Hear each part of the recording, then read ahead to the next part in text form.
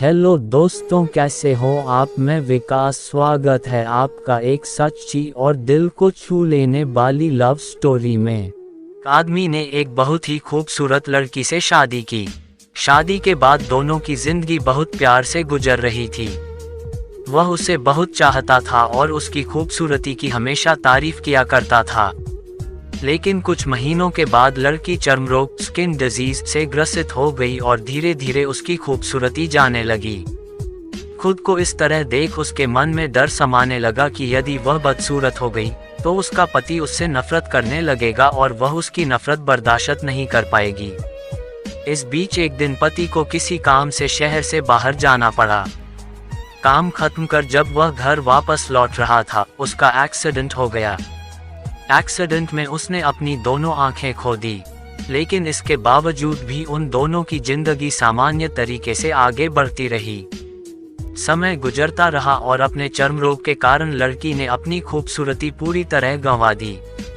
वह बदसूरत हो गई, लेकिन अंधे पति को इस बारे में कुछ भी पता नहीं था, इसलिए इसका उनके खुशहाल विवाहित जीवन पर कोई प्रभाव नहीं पड़ा। वह उसे उसी तरह प्यार करता रहा। एक दिन उस लड़की की मौत हो गई। पति अब अकेला हो गया था। वह बहुत दुखी था। वह उस शहर को छोड़कर जाना चाहता था।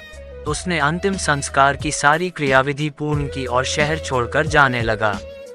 तभी एक आदमी ने पीछे से उसे पुकारा और पास आकर कहा, अब तुम बिना सहारे के अकेले कैसे चल पाओगे? इतने साल तो तुम्हारी पत्नी तुम्हारी मदद किया करती थी। पति ने जवाब दिया, दोस्त, मैं अंधा नहीं हूँ, मैं बस अंधा होने का नाटक कर रहा था, क्योंकि यदि मेरी पत्नी को पता चल जाता कि मैं उसकी बदसूरती देख सकता हूँ तो यह उसे उसके रोग से ज्यादा दर्द देता। इसलिए मैंने इतने साल अंधे होने का दिखावा किया। वह बहुत अच्छी पत्नी थी, मैं बस उसे खुश रखना चाहता था। खुश रहने के लिए हमें भी एक दूसरे की कमियों के प्रति आंखें बंद कर लेनी चाहिए और उन कमियों को नजरअंदाज कर देना चाहिए।